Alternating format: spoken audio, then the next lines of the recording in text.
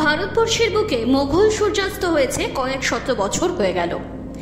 এককালের প্রতাপশালী মোঘলরা আজ ভারতের বুকে জীবিত নেই।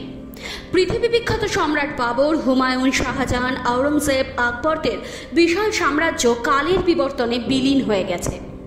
তবে সেদিনের সাম্রাজ্য ক্ষমতা হারালেও মুঘলদের ছাপ ভারতবর্ষ থেকে একেবারে হারিয়ে যায়নি। অধুনা ভারতের প্রতিটি প্রদেশে মুঘলদের কীর্তি যুগ যুগ ধরে টিকে আছে। ভারতের রাজধানী শহর দিল্লির কথাই ধরা যাক। বিখ্যাত লালকেল্লা, দিল্লির জামে মসজিদ, জাফর মহল, হুমায়ুনের সমাধিক্ষেত্র, খান-ই-খানার সমাধি, ফতেহপুর মসজিদ সহ শত শত স্থাপনা শৈলী হারানো মুঘল সাম্রাজ্যকে গৌরবের সাথে প্রতিনিধিত্ব করে আসছে।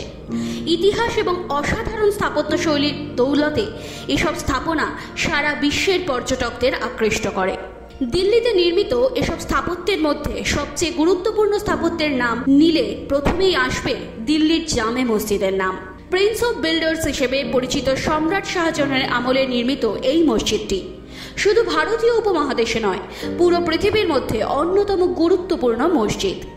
ভারতের রাজধানী দিল্লির পুরাতন অংশে অবস্থিত মসজিদ-ই জাহান-নুমা, যা দিল্লি জামে মসজিদ নামে সর্বাধিক পরিচিত। মসজিদ-ই জাহান-নুমা শব্দের অর্থ বিশ্বের প্রতিফলন ঘটে যে মসজিদে। 17শো শতাব্দীতে সম্রাট শাহজাহানের নির্দেশে নির্মিত এই সুবিশাল মসজিদের উঠোনে দাঁড়ালে এই নামকরণের সার্থকতা পাওয়া যায়। বিশাল মসজিদ যেন আমাদের পৃথিবীরই প্রতিবিম্ব, আর এই সুবিস্তৃত জগতের মাঝে অতি ক্ষুদ্র অস্তিত্ব নিয়ে বেঁচে আছে মানুষ। দিল্লির জামে মসজিদ যুগ যুগ ধরে ভারতের মুসলিমদের আদর্শের প্রতীক হিসেবে দাঁড়িয়ে আছে। ধর্মীয় গুরুত্বের বাইরেও এটি দিল্লি পর্যটনের অন্যতম আকর্ষণ। আপনি দিল্লি বেড়াতে যাবেন অথচ জামে মসজিদ দেখে আসবেন না, তা হয় না। ঘন বসতিপূর্ণ দিল্লির বুকে সগৌরবে মাথা উঁচু করে দাঁড়িয়ে থাকা এই মসজিদটির অবস্থান চাঁদনি চকের পাশে লাল কেল্লার বিপরীতে। জেনে রাখা ভালো, ভারতীয় সার্বভৌমত্বের প্রতীক এই লাল কেল্লাও সম্রাট শাহজাহানের নির্দেশেই নির্মিত হয়েছে। দিল্লির জামে মসজিদের স্থাপত্যশৈলীর অনুকরণেই সম্রাট আওরঙ্গজেবের নির্দেশে পাকিস্তানের লাহোরে অবস্থিত বাদশাহী মসজিদ নির্মিত হয়েছে। তৎকালীন শাহজাহানাবাদ বর্তমানে পুরাতন দিল্লি শহরে সম্রাট শাহজাহানের নির্দেশে 1644 সালে নির্মাণ কাজ শুরু হয় দিল্লির জামে মসজিদের। প্রায় 5000 কারিগরের সহায়তায় দিনরাত পরিশ্রমের পর নির্মিত হয় এই মসজিদ। জেনে অবাক হবেন, এই মসজিদ নির্মাণ করতে লেগেছিল দীর্ঘ 12 বছর। অর্থাৎ 1656 সালে এই মসজিদের নির্মাণ কাজ সমাপ্ত হয়। এই মসজিদের নির্মাণ কাজ উদ্বোধন করেছিলেন স্বয়ং শাহজাহান। মসজিদ কাজ তদারকির দায়িত্বে ছিলেন শাহজাহানের প্রতিমন্ত্রী সাদুল্লাহ খান। মধ্যযুগীয় ভারতবর্ষে শ্রমিকদের মজুরি কম ছিল, তারপরেও এই মসজিদ নির্মাণ করতে সম্রাটকে খরচ করতে হয়েছিল বেশ বড় অঙ্কের অর্থ। বর্তমান ভারতের হিসেবে সেই অর্থ দাঁড়াবে প্রায় 10 লাখ টাকা। 1656 সালের 23শে জুলাই পবিত্র ঈদ উল ফিতরের দিন ঈদের নামাজ আদায়ের মাধ্যমে শুভ উদ্বোধন হয়েছিল এই ঐতিহাসিক মসজিদের। উদ্বোধন অনুষ্ঠানের জন্য সম্রাট শাহজাহান সুদূর উজবেকিস্তানের বুখারা নগরী থেকে একজন প্রসিদ্ধ ইমামকে নিমন্ত্রণ করেছিলেন। তখনকার সময় ইসলামী জ্ঞান চর্চার গুরুত্বপূর্ণ নগরী ছিল বুখারা। বুখারার ইমাম আব্দুল গফর শাহ বুখারি সম্রাটের নিমন্ত্রণে সাড়া দিয়ে প্রায় 1807 কিলোমিটার পথ পাড়ি দিয়ে দিল্লি এসে পৌঁছান। ইমাম আব্দুল গফর দিল্লি জামে মসজিদের প্রথম ইমাম হিসেবে দায়িত্ব পালন করেছিলেন। পরবর্তীতে মসজিদটির ইমাম হিসেবে আব্দুল গফরের বংশধরগণ নিযুক্ত থাকতেন। মসজিদের বর্তমান ইমাম মৌলানা সৈয়দ আহমেদ বুখারি ও ওনার বংশধর।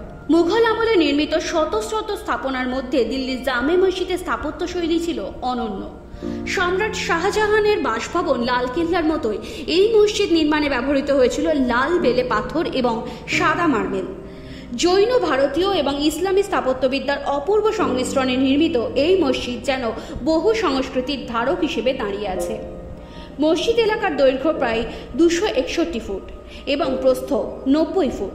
মসজিদে প্রবেশের জন্য নির্মিত হয়েছে 3টি নান্দনিক প্রবেশদ্বার। প্রতিটি প্রবেশদ্বার দিয়ে প্রবেশের সময় আপনাকে পাড়ি দিতে হবে গড়ে 35টি সিঁড়ি, কারণ মসজিদটি ভূমি থেকে প্রায় 30 ফুট উচ্চতায় নির্মিত হয়েছে।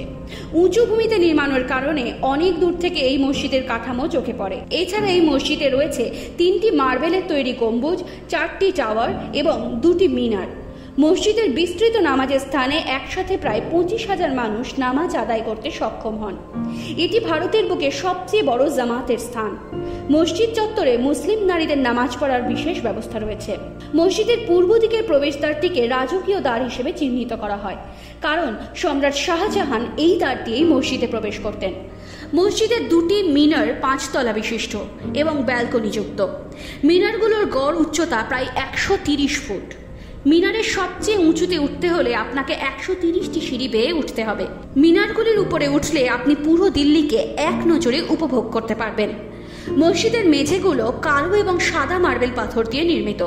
মসজিদের অভ্যন্তরের প্রাচীরে শোভা পাচ্ছে ক্যালিগ্রাফি, ফুলের নকশা, ফার্সি শিলালিপি, ইসলামী ধাঁচের নকশা। মসজিদের ভিতরে হজরত মুহাম্মদের স্মৃতি বিজড়িত দাড়ি মুবারকের একটি লাল চুল, মার্বেল পাথরের উপর পদচিহ্ন এবং হরিণের চামড়ার উপর লেখা পবিত্র কোরআন সংরক্ষিত রয়েছে। মুঘল আমলের বিভিন্ন কাঠামো কালের বিবর্তনে মলিন এবং ক্ষয়প্রাপ্ত হওয়ায় গত শতাব্দীতে মসজিদ মেরামত এবং সংস্কারের কাজ শুরু হয়। 1948 সালে হায়দ্রাবাদের নিজামের নিকট মসজিদের 1/4 সংস্কারের জন্য প্রায় 75,000 টাকা অনুদান চাওয়া হয়। পরবর্তীতে নিজাম পুরো মসজিদের সংস্কারের জন্য 3 লাখ টাকা অর্থ সাহায্য করেন। দিল্লির জামে মসজিদের যেমন আছে গৌরবের ইতিহাস, তেমনি এর প্রাচীরে মিশে আছে সন্ত্রাসীদের কালো থাবা। 2006 সালে দিল্লির জামে মসজিদের প্রাঙ্গণে দুটি ভয়াবহ বোমা হামলা হয়। সে বছর 14 এপ্রিল দিনটি ছিল ঈদে মিলাদুন্নবীর পর প্রথম শুক্রবার। সে কারণে সাধারণ জামাতের চেয়েও প্রায় 1000 বেশি মুসল্লি সেদিন জুমার নামাজ আদায় করতে মসজিদে এসেছিলেন। বিকেল 5:26 মসজিদ প্রাঙ্গণে প্রথম বোমা বিস্ফোরণ হয়। এর 60 মিনিট পর আবার বোমা ফাটলে মুসল্লিদের মাঝে আতঙ্ক ছড়িয়ে পড়ে। সেদিনের ঘটনায় 13 জন মুসল্লি আহত হন, তবে মসজিদের কাঠামোর কোনো ক্ষয়ক্ষতি হয়নি। 2010 সালে ফের আক্রমণের শিকার হয় জামে মসজিদ। 19 সেপ্টেম্বর 2 বন্দুকধারী একটি মোটরসাইকেলে চড়া অবস্থায় একটি ট্যুরিস্ট বাসকে লক্ষ্য করে গুলি বর্ষণ করে। এই ঘটনায় 2 জন তাইওয়ানিজ নাগরিক আহত হন। তবে এসব ঘটনার পরেও দিল্লির জামে মসজিদের গুরুত্ব কমেনি। এখনো পর্যন্ত পর্যটকদের প্রধান আকর্ষণ হিসেবে এই মসজিদ সমাদৃত হয়। বর্তমানে মসজিদটির তত্ত্বাবধায়ক হিসেবে দিল্লির ওয়াকফ বোর্ড দায়িত্বে আছে।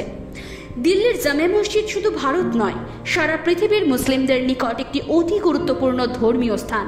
সম্রাট শাহজাহানের দর্শন ছিল এই মসজিদকে সারা বিশ্বের মুসলিমদের প্রাণকেন্দ্র হিসেবে গড়ে তোলা। এখনও 2 ঈদের জামাত আদায়ের জন্য সারা ভারত থেকে মুসল্লিগণ দিল্লি ভ্রমণ করেন জামে মসজিদ প্রাঙ্গণে।